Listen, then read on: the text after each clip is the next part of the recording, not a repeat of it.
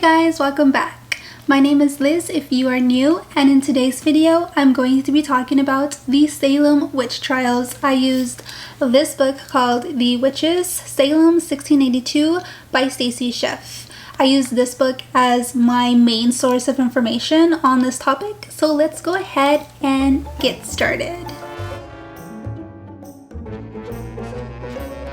So just imagine that we are in Salem, Massachusetts, and it's 1682. Your average colonist believes wholeheartedly in witchcraft and recognizes the existence of witches.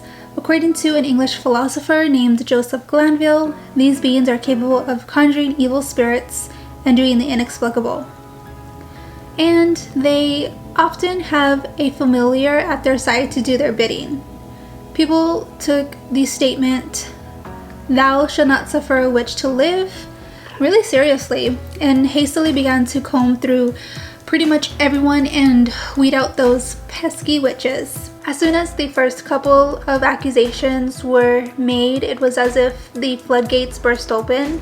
With a sort of increased urgency, people were on high alert and on the lookout for people susceptible to the devil. People accused others to exact revenge on their neighbors for the most trivial of reasons. Others were willing to condemn you just so they could swoop in and take your land. But most importantly, it was imperative that you are dropping names, otherwise you ran the risk of being named a witch yourself. Witchcraft explained away a volley of misfortunes and strange sounds in the night. They pretty much chalked up anything that they didn't understand to the doings of witches. My favorite line in this whole book is this: "Who would have guessed that what sounded like a washerwoman beating her linen deep in the forest would turn out to be giant tortoises propagating?"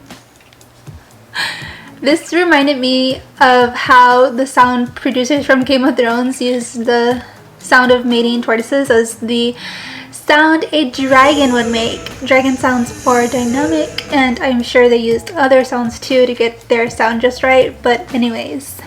My point is, the woods were dark and scary, and can one really blame the Puritans for attributing the wild sounds of nature to some supernatural witchcraft?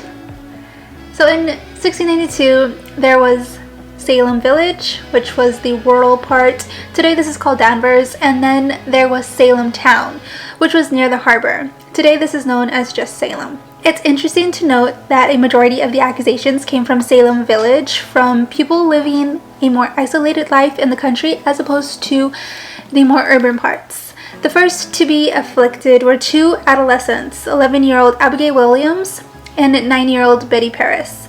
Afflicted means these girls were experiencing some unknown force that was biting and pinching them. They would also convulse and act really strange. Looking back at this 300 years later, it seems like the girls were just being children and they inadvertently took it way too far. If anyone is to be blamed, the fault really lies with the adults that were so quick to believe them. I mean, come on, they're kids. These girls were the deciding factors between life and death. They gave these girls a lot of power in this regard, as their fits and twitches sent many innocents to their deaths. What exactly made these girls act this way in the first place? The answer is, no one really knows. It's completely up for speculation. But for the sake of argument, perhaps it was a way to avoid chores. Maybe it was a way for them to have the spotlight on them for once. According to Schiff, Jean-Martin Charcot, who was a neurologist during the 19th century, and also Freud, they both agreed that what the girls' experience was due to hysteria. Now, today, hysteria is recognized as this whole other thing called conversion disorder.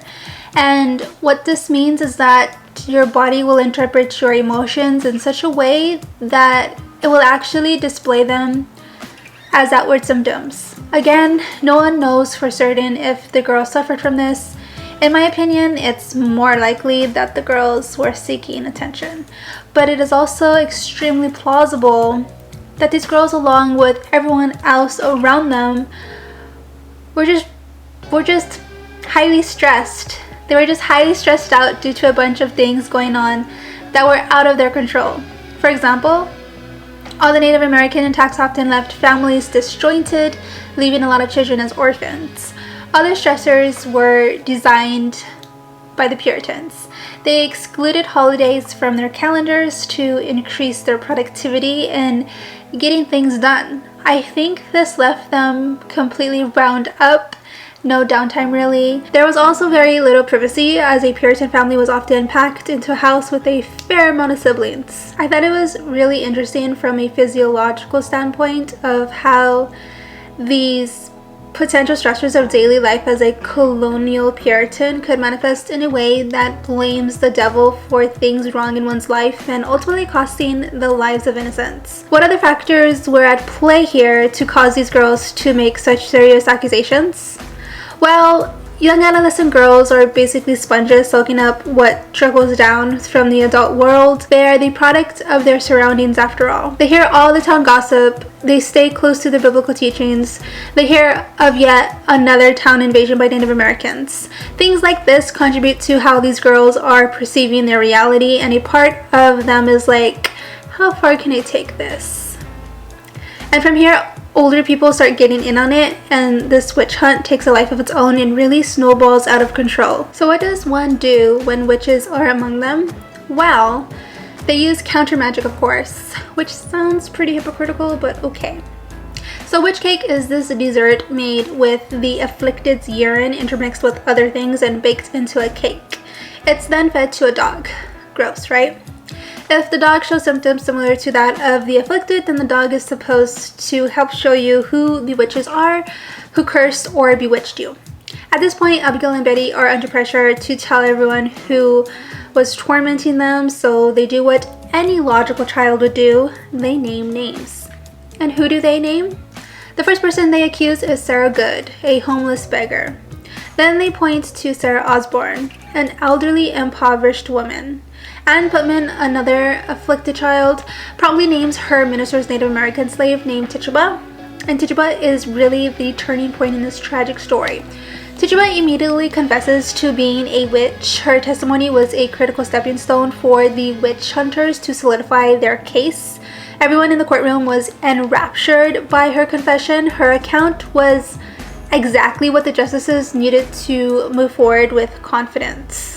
Had Tituba not been so accommodating and elaborate with her tall tale of flying through the night on a pole, events may have played out differently. I thought it was funny how Schiff points out the inconsistencies in her story. For example, Tituba's claim of flying on a stick to a witch's meeting that took place in her own backyard made no sense at all. If the prosecutors caught this, they made no mention of it. They listened to her testimony and were like, sounds about right. And then they just ran with it. They even accused Sarah Good's 5-year-old daughter, Dorothy, of witchcraft, and they sent this little baby off to prison with 3 women. Like, okay. Getting charged with witchcraft during this time period was a whole ordeal and just downright scary. If you were one of the unlucky ones to be named, it was better just to confess.